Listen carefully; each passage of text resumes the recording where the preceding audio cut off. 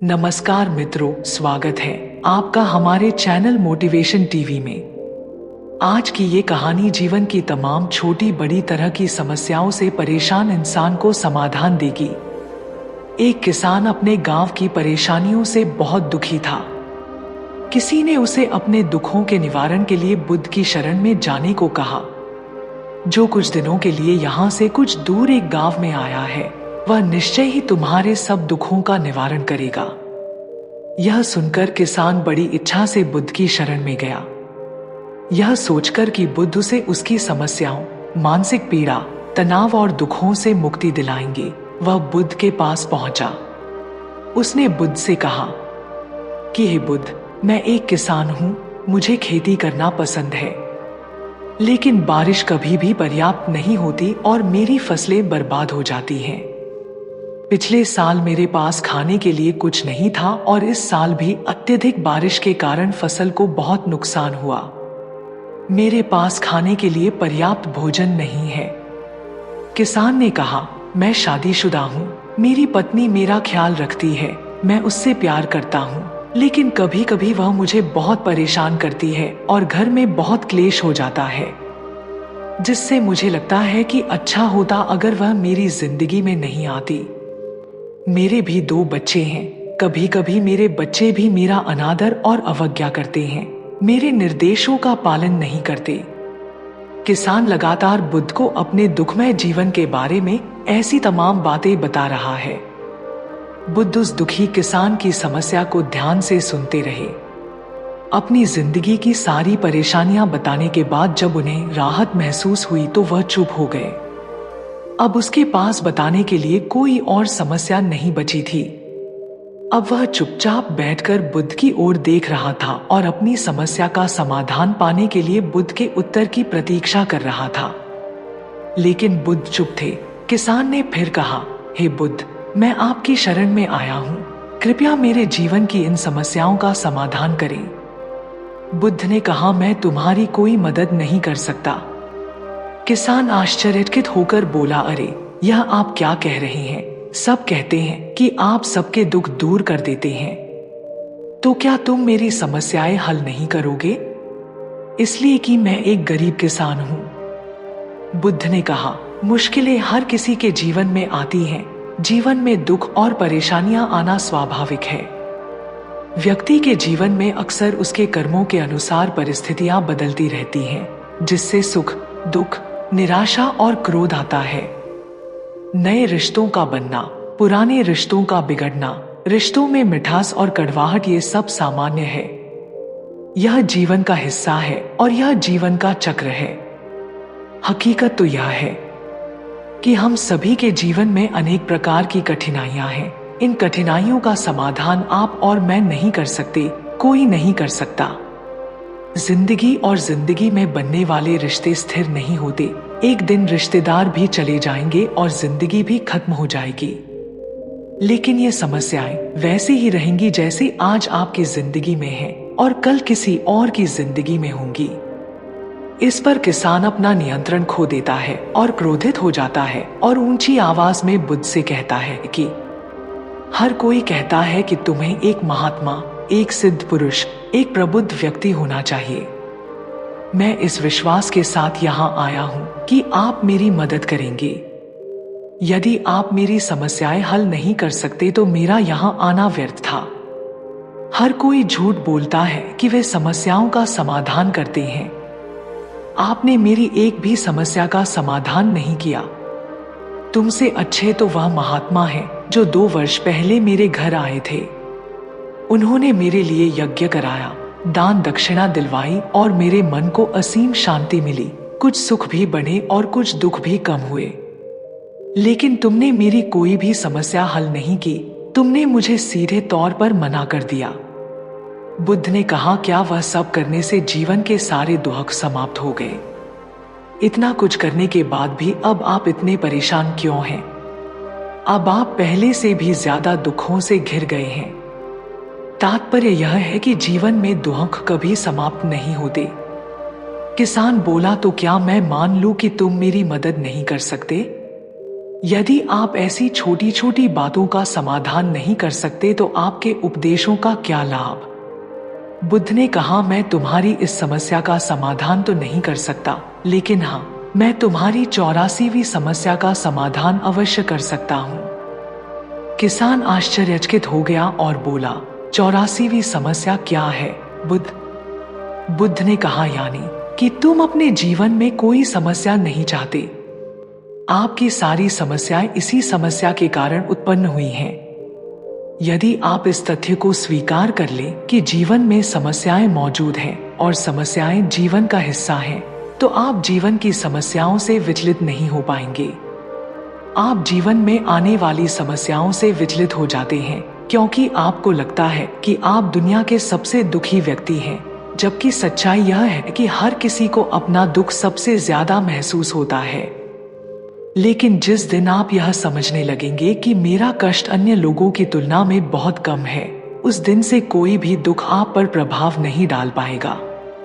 जब तक आप नहीं चाहेंगे कि आपके जीवन में कोई परेशानी न आए और आप हर दुख दर्द से बचे रहें, तो यह संभव नहीं है। ऐसे में छोटा सा दर्द भी आपको बेचैन कर देगा और आपकी मानसिक शांति भंग कर देगा। अगर आपके जीवन से परेशानियां पूरी तरह से दूर हो जाएं, अगर आपको हर दिन हर पल बिना दुख और कठिनाइयों के जीवन जीने को मिलेगा, तो आप ज्यादा दिन तक ऐसा नहीं जी पाएंगे।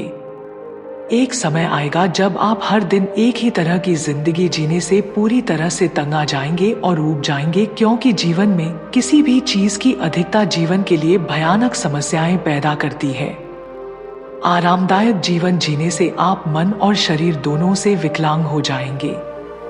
तो ऐसे जीवन का क्या फायदा जो बाद में आपको नर्क जैसा जीवन जीने पर मजबूर कर दे। जिस तरह खाना खाने का असली आनंद तभी मिलता है जब बहुत भूख लगी हो, और पानी पीने का असली मजा तभी आता है जब बहुत प्यास लगती है, उसी तरह जीवन के तमाम दुखों और परेशानियों को झेलने के बाद ही खुशी का आनंद मिलता है। इसीलिए जीवन में सुख और दुख अलग अलग रूप में आते रहते हैं।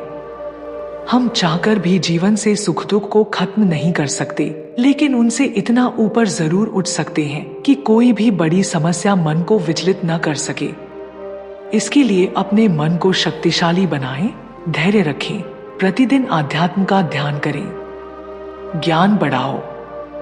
यह आपके जीवन की सभी समस्याओं का समाधान है। इसे जीवन की चतुर्मुखी समस्या का समाधान कहा जाता है। महात्मा बुद्ध का यह अद्भुत ज्ञान पाकर किसान संतुष्ट हो गया और उसका मन बिल्कुल हल्का हो गया।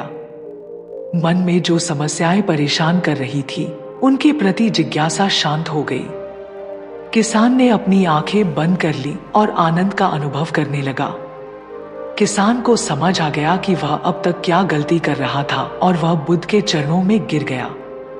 तो दोस्तों, मुझे उम्मीद है कि महात्मा बुद्ध की इस कहानी के माध्यम से आपके जीवन की कई समस्याएं समाप्त हो गई होंगी या कुछ समस्याओं का समाधान मिल गया होगा।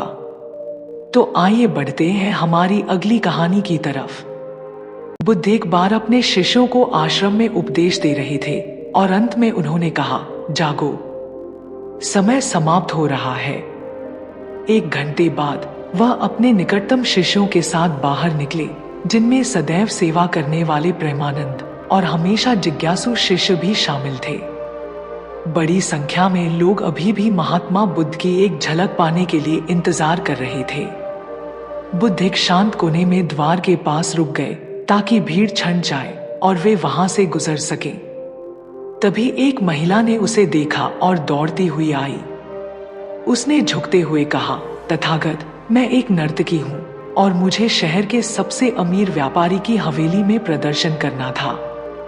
यह बात मेरे दिमाग से पूरी तरह उतर गई थी, लेकिन आप तो सब जानते हैं। जब आपने यह कहकर समापन किया, जागो, समय समाप्त हो रहा है, इसने मुझे आज मेरी प्रतिबद्धता की याद दिला दी।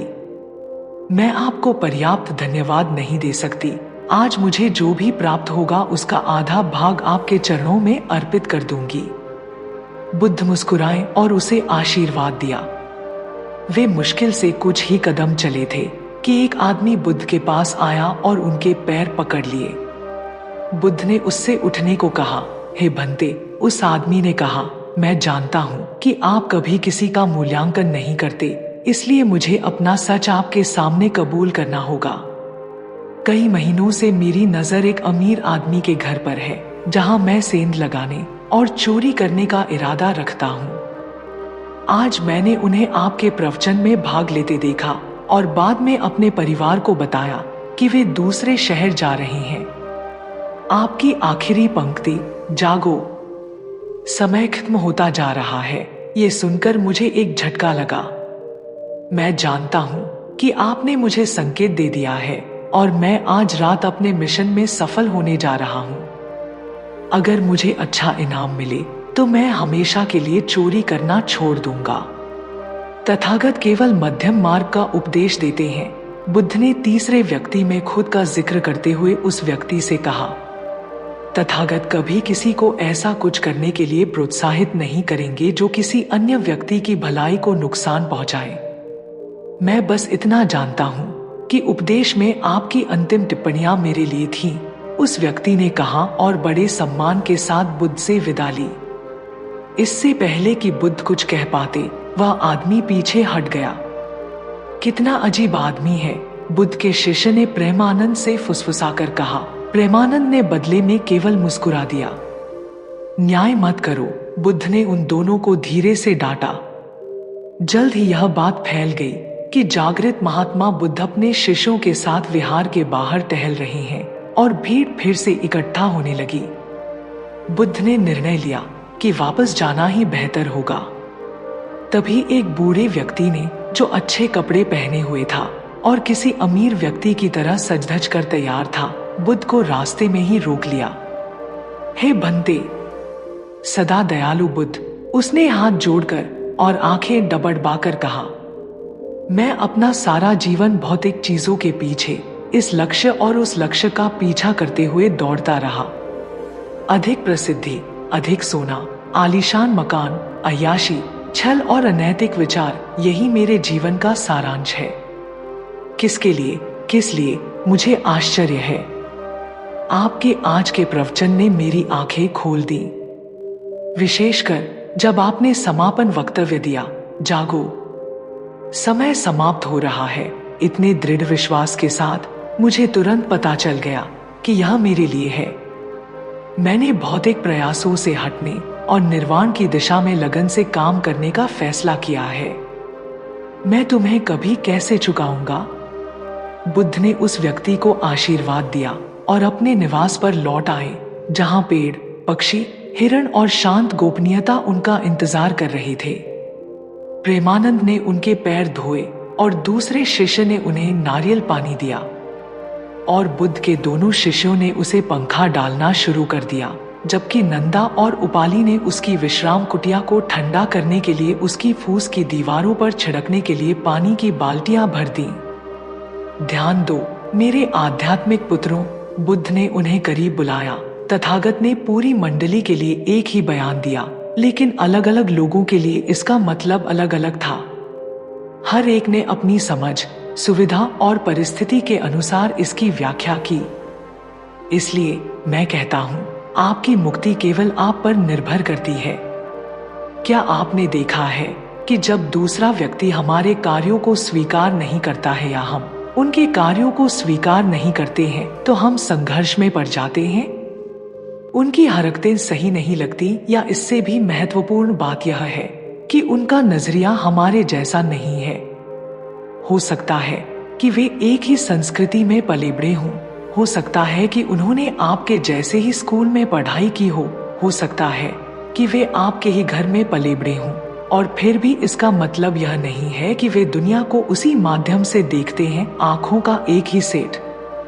मित्रों, उपरोक्त कहानी में उन्होंने सही दृष्टिकोण पर बहुत जोर दिया, जिसका अर्थ है एक ऐसा दृष्टिकोण जो अहिंसक हो विचारों, वाणी और कार्यों में, कि मैं जो महसूस करता हूँ और सबसे ऊपर जो कुछ भी मैं अनुभव करता हूँ उसके लिए मैं जिम्मेदार हूँ। यह या तो मेरे कार्यों या मेरी कंडीशनिंग का परिणाम है। वास्तव में अष्टांगिक श्रेष्ठ मार्ग सही दृष्टि से शुरू होता है, क्योंकि उनके अनुसार, और मैं सहमत हूँ, संपूर्ण समझ के अभाव में बाकी सभी चीजें बिखर जाती हैं। सीधे शब्दों में कहें तो सही दृष्टि में आगे बताई हुई बातें शामिल हैं। 1. हमारे कार्यों के परिणाम होते हैं। 2. मृत्यु अंत नहीं है। 3. हमारे कार्यों और विश्वासों का परिणाम मृत्यु के बाद होता है। यदि दो लोग दुनिया को एक ही तरह से देख सकें तो उनमें एक दूसरे के साथ कोई संघर्ष नहीं होगा, और आमतौर पर यही पूरा संघर्ष है, दूसरे व्यक्ति को आपका दृष्टिकोण देखने में या आपको उनका दृष्टिकोण देखने में मदद करना। एक आदमी को कोई बात समझाना मुश्किल है जब उसकी तनख्वाह उसे न समझने पर निर्भर करती हो। मैंने महसूस किया है कि यह वेतन हमेशा मौद्रिक नहीं होता है। अक्सर यह तिरछी नैतिकता और सामाजिक कंडीशनिंग के रूप में हमारी कसकर पकड़ी गई मान्यताओं से ज्यादा कुछ नहीं होता है, जिसका सामना हम व्यक्तिगत, पारस्परिक और व्यावसायिक स्तर पर हर समय करते हैं। किसी भी स्थिति में वांछित परिणाम प्राप्त करना लगभग पूरी तरह से इस बात पर निर्भर करता है कि आप दूसरे व्यक्ति को अपनी कहानी खरीदने के लिए राजी कर सकते हैं या नहीं। दो लोगों या संस्थाओं के बीच शांति तभी कायम रह सकती है जब वे एक दूसरे के दृष्टिकोण को देख सकें। इसके बारे में सोचो। यह सभी संघर्षों का मूल कारण है। हमारे सर्वव्यापी संघर्षों का आधार है दूसरा व्यक्ति या पक्ष यह नहीं समझता है कि हम जो करते हैं वह क्यों करते हैं, या वे इसे स्वीकार नहीं कर पाते हैं। और इसके विपरीत भी हम उनके तरीकों को स्वीकार या समझ नहीं सकते। प्रतिमान को बदलने के लिए, रंगीन लेंस को हटाने के लिए और दुनिया को वैसे ही देखने का साहस रखने के लिए धैर्य, सहानुभूति और ज्ञान, कभी कभी मार्गदर्शन भी की आवश्यकता होती है। वास्तव में विचारों की गैर परीक्षा अच्छे ध्यान के 6 सिद्धांतों में से एक है। जब तक आप पानी को हिलाना बंद नहीं करते तब तक आप तालाब की सतह पर क्या है यह नहीं देख सकते। जब मन निर्णय और विश्लेषण के साथ उग्र हो रहा हो तो उसे शांत करना ताकि आप चीजों को वैसे ही देख सके जैसे वे हैं, यही ध्यान है। मेरा सही दृष्टिकोण से यही मतलब है। मित्रों, आगे आपके लिए माइंडफुलनेस पर एक और बुद्ध कहानी है। राम के मित्र ने एक दिन उससे पूछा, आप हमेशा खुश कैसे रहते हैं? राम ने कहा, यह बहुत आसान है मेरे दोस्त। मेरी एक सुंदर और बुद्धिमान पत्नी है।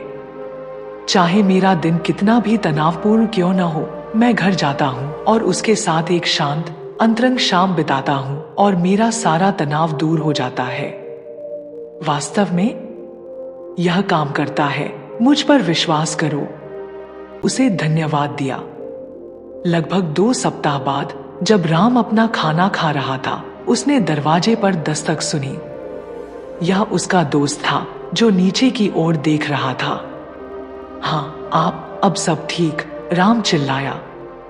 मैं बहुत तनाव में हूँ राम, उसने कहा, और मैं तुम्हारी पत्नी के साथ एक शांत शाम बिताने के लिए तैयार हूँ। अब आप जानते हैं कि दुनिया को दूसरे व्यक्ति के नजरिए से देखने का मेरा क्या मतलब नहीं है। ऐसा नहीं है कि हमें वही करना चाहिए जो वे अपनी दुनिया में करते हैं।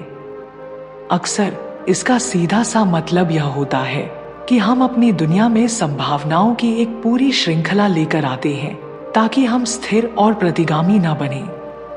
आखिरकार किसी भी स्तर पर प्रगति जीवन के एक नए तरीके, एक नए आयाम, एक और दृष्टिकोण को स्वीकार करने से ज्यादा कुछ नहीं है। अपने आप को चुनौती दो। तो मित्रों, एक नए जीवन की यात्रा एक नए तरीके की सोच से शुरू होती है। जागो, समय समाप्त हो रहा है।